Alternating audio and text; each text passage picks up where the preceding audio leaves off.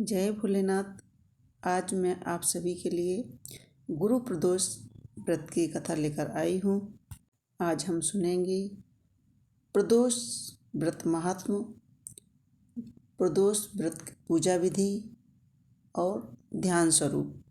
सबसे पहले जानते हैं प्रदोष व्रत का महात्म। त्रयोदशी व्रत करने वाला मनुष्य सदा सुखी रहता है। इसके संपूर्ण पापों का नाश इस व्रत के करने से हो जाता है। इस व्रत के करने से विधवा स्त्री को भी अधर्म से ग्लानि होती है और सुहागन स्त्रियों का सुहाग अटल रहता है। बंदी कारागृह से छूट जाता है। जो स्त्री पुरुष जिस कामना को लेकर के इस व्रत को करते हैं उसकी सभी मनोकामनाएं पूर्ण होती हैं। कैलाशपति शंकर पूरी करते हैं। सूत जी कहते हैं त्रयोदशी का व्रत करने वाले को 100 गौदान के बराबर फल की प्राप्ति होती है। इस व्रत को जो विधि विधान से और तन मन से करता है उसके सभी दुख भोलेनाथ दूर करते हैं।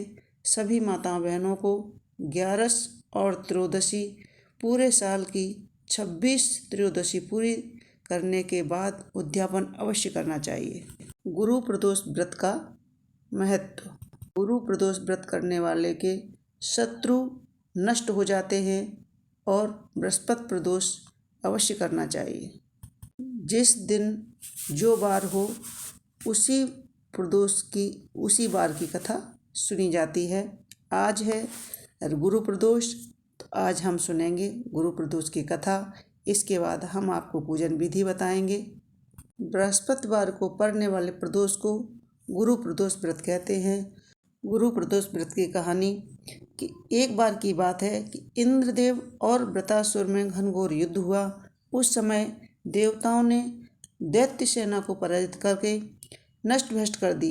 अपना विनाश देख करके वृत्रासुर अत्यंत क्रोधित होकर के युद्ध के लिए आ गया।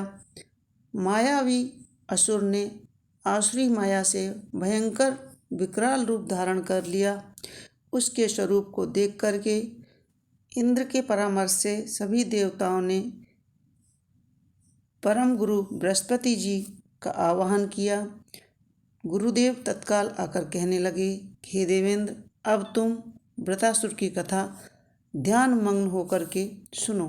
वृत्रासुर प्रथम बड़ा तपस्वी कर्मनिष्ठ था। इसने गंधमादन पर्वत पर उग्र तप करके कठोर तप किया है। शिव जी को प्रसन्न कर लिया है। पूर्व समय में यह चित्ररथ नाम का राजा था। तुम्हारे समीप जो सुरमय सुंदर वन है वह उसी का राजा था। अब साधु प्रवृत्ति विचारवान महात्मा उस वन में आनंद से रहते हैं। भगवान के दर्शन की अनुपम भूमि है। एक समय चित्ररथ स्वेच्छा से कैलाश पर्वत पर चला गया।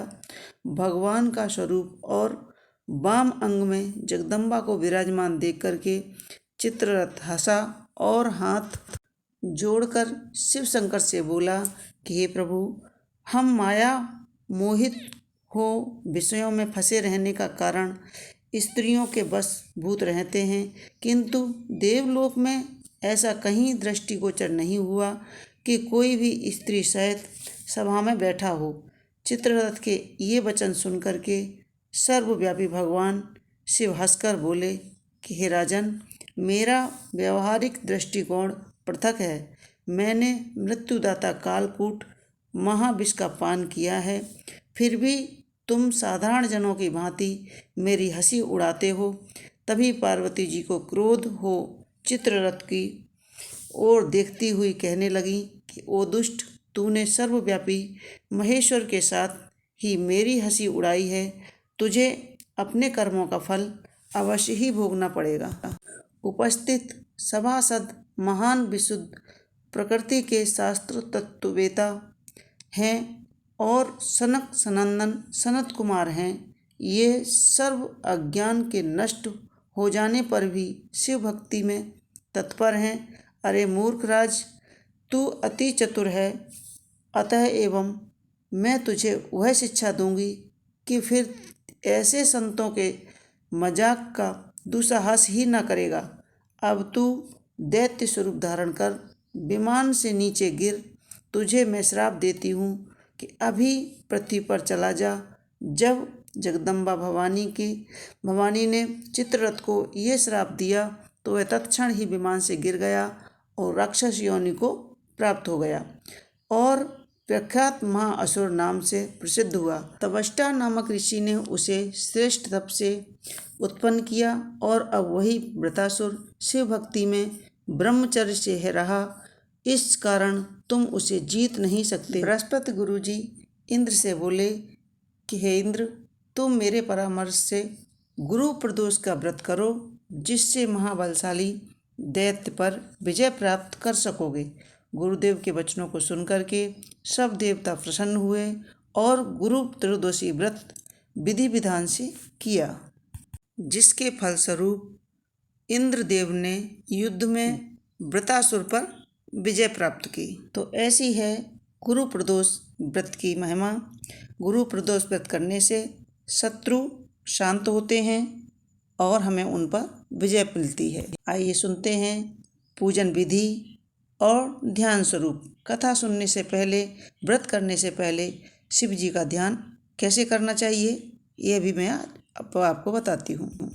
ध्यान स्वरूप में करोड़ों चंद्रमा के समान कांतिवान त्रिनेत्रधारी मस्तक पर चंद्रमा आभूषण धारण करने वाले पिंग वर्ण के जटाजूटधारी नीलकंठ तथा अनेक रुद्राक्ष की मालाओं से सुशोभित बर्धहस्त में त्रिशूलधारी नागों के कुंडल पहने हुए व्याघ्र चर्म धारण किए हुए रत्न जड़त सिंहासन पर विराजमान शिव जी का ध्यान करना चाहिए। अब हम जानेंगे पूजा विधि। पूजन किस समय करना चाहिए। त्रयोदशी पूजा विधि। त्रयोदशी व्रत सायंकाल के समय रात्रि के आने के पूर्व दोनों बेलाओं के बीच में जो समय होता है उसे प्रदोष बेला कहते हैं।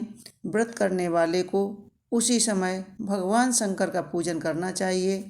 प्रदोष व्रत करने वाले को त्रयोदशी के दिन भर भोजन नहीं करना चाहिए।